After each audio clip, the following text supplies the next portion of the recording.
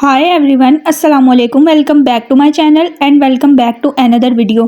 आज की वीडियो तमाम मदर्स के लिए ऐसी मैजिकल वीडियो होने वाली है कि इसके एक बार के इस्तेमाल से आपके बच्चों में खांसी, नज़ला, ज़ुकाम और ठंड के जितने भी असरात हैं वो तमाम इससे ख़त्म होने वाले हैं कि आप लोग हैरान रह जाएंगे कि किस तरह से इसको इस्तेमाल करने के बाद आपके बच्चों में वाज़िया फ़र्क नज़र आता है।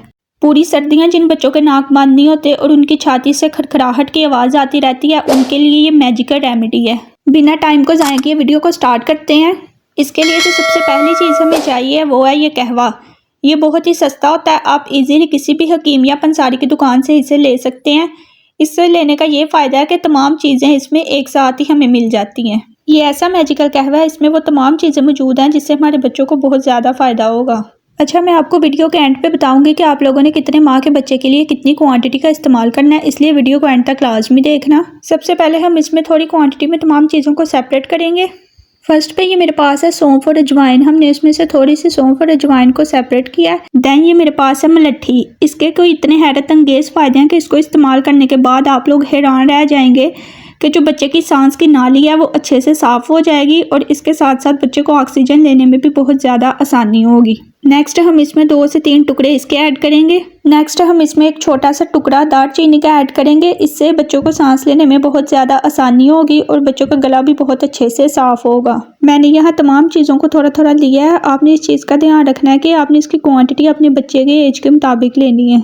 अब हम इस मैजिकल कहवे को तैयार करेंगे। अच्छा, इसके लिए आपने सबसे पहले क्या करना है कि हमने इसमें 1.5 कप पानी का ऐड करना है और पानी को बॉयल आने का इंतज़ार करना है। जब अच्छे से पानी जो है वो बॉयल होना शुरू हो जाए तो हम फिर इसमें ये तमाम चीज़ें जो है वो ऐड करेंगे। मलट्ठी के टुकड़े को हाफ कट करने के बाद अच्छे से धो के हम इसमें शामिल करेंगे। इससे क्या होता है कि जितने भी वायरल इन्फेक्शन होते हैं वो इससे ख़त्म हो जाते हैं। सारी चीज़ों को ऐड करने के बाद हम 10 से 15 मिनट के लिए इसे हल्की आंच पे पकाएंगे। अच्छा, मैंने इसमें 1.5 कप पानी ऐड किया है। हमने इसको हल्की आंच पे इतना पकाना है कि जो इसका अर्क है वो अच्छे से जो है ना इस पानी में निकल जाए। इससे क्या होगा कि जब इसका अर्क अच्छे से निकल जाएगा तो थोड़ा सा देने के बाद ही हमारे बच्चों के लिए बहुत ही ज़्यादा इफेक्टिव होगा। आप देख सकते हैं कि इसका जो कलर है वो कितने अच्छे से चेंज हो रहा है। आपने इसको तब तक पकाना है जब तक इसका कलर वाइट से येलो रेडिश में ना चेंज हो जाए। पकने के बाद अब हम स्ट्रेनर लेंगे और स्ट्रेनर की हेल्प से इसको अच्छे से इसमें स्ट्रेन कर लेंगे। अच्छा, मैंने इसको इधर इतना पकाया कि ये 1.5 कप से जो है ना वो हाफ कप रह गया। आपने भी इसको इतना ही ज़्यादा इसका अर्क जो है ना वो अच्छे से निकालना है। अच्छा, इसका जायका यहाँ पे कुछ इस तरह का होता है कि जो बच्चे हैं ना वो नहीं पीते, ज़िद करते हैं या तंग करते हैं, तो आपने इसमें कोई भी शक्कर या कोई भी चीनी वगैरह ऐड नहीं करनी। क्या होता है कि जो माएँ हैं वो बच्चों के दूध में या किसी भी चीज़ में उनको चीनी या शक्कर वगैरह ऐड करके देती हैं, तो ये बच्चों के लिए बिल्कुल भी अच्छी चीज़ें नहीं है, इसलिए आप लोगों ने इस चीज़ से अवॉइड करना है। इसके टेस्ट को चेंज करने के लिए आप इसमें शहद ऐड कर सकते हैं। शहद वैसे भी बच्चों के लिए अच्छा होता है, लेकिन अगर आपका बच्चा 1 साल से छोटा है तो आप कोशिश करें कि बच्चों को शहद ना दें। अच्छा, आपने यहाँ एक चीज़ का ध्यान रखना है कि आपने शहद को पहले ऐड नहीं करना।